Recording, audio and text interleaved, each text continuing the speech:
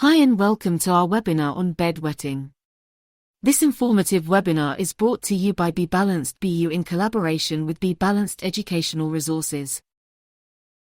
Bedwetting, clinically known as nocturnal enuresis, is the involuntary urination during sleep, typically occurring in children but sometimes persisting into adolescence and adulthood.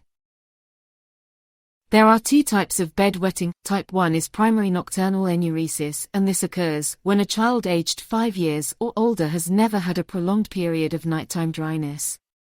Type 2 is secondary nocturnal enuresis, and this occurs when bedwetting reappears after a dry period of at least 6 months, often linked to stress, infections, or underlying medical conditions. The exact cause of bedwetting varies, but common contributing factors include delayed maturation of the bladder, where some children take longer to develop full bladder control. Deep sleep patterns, where children who sleep very deeply may not wake up when their bladder is full. Low vasopressin production, where vasopressin, an antidiuretic hormone that reduces urine production at night. In the event of low levels, this can lead to excessive urine production. Genetic factors. In some studies it shows that children with one or both parents who were bedwetters have a higher chance of experiencing the same issue. Psychological factors such as stress, anxiety, trauma, or significant life changes can contribute to secondary enuresis. Urinary tract infections and medical conditions such as constipation, diabetes, or neurological disorders can sometimes cause bedwetting. As a parent, how can you help? Several interventions exist for bedwetting, each with varying degrees of effectiveness, and they include behaviour and psychological, medical, lifestyle, and home remedies. Bedwetting alarms.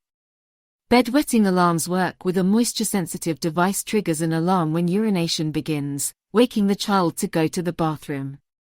Effectiveness would be considered high and the most effective long-term solution, with success rates of 50 to 75%.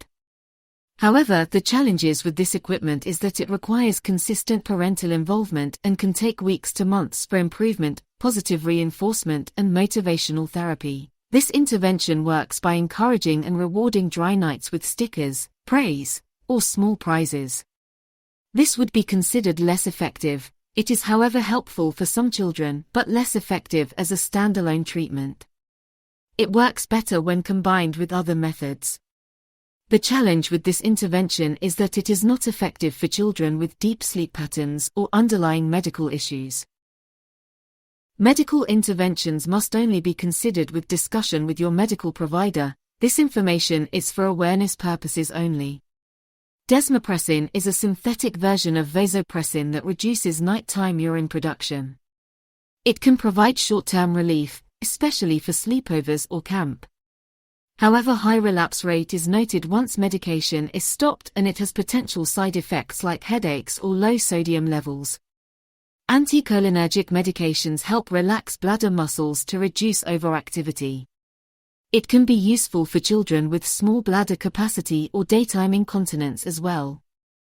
However, there are potential side effects which include dry mouth, constipation, and dizziness.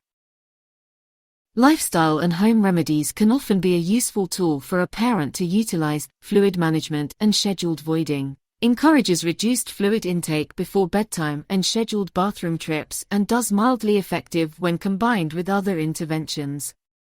However, it does not address underlying physiological causes. Dietary adjustments such as reducing caffeine, sugar, and bladder irritants, by also ensuring adequate fiber intake to prevent constipation. This can help children with constipation-related bedwetting. However, it is often not a direct solution for most cases. Waking the child at night involves the parents wake the child to use the bathroom during the night. It does provide temporary dryness but does not teach self-regulation, and the effect of disrupts sleep and may not work long-term.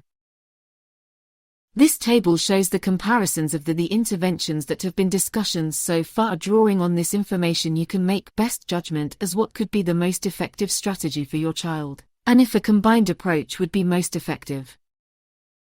Bedwetting intervention strategies vary in effectiveness depending on the cause. Bedwetting alarms are the most evidence-based long-term solution, while medications provide short-term relief but do not cure the condition.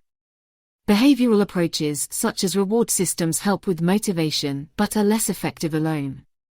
A multifaceted approach that combines behavioral interventions with lifestyle modifications is ideal. Understanding the child's specific triggers and tailoring the approach accordingly is key to successful intervention.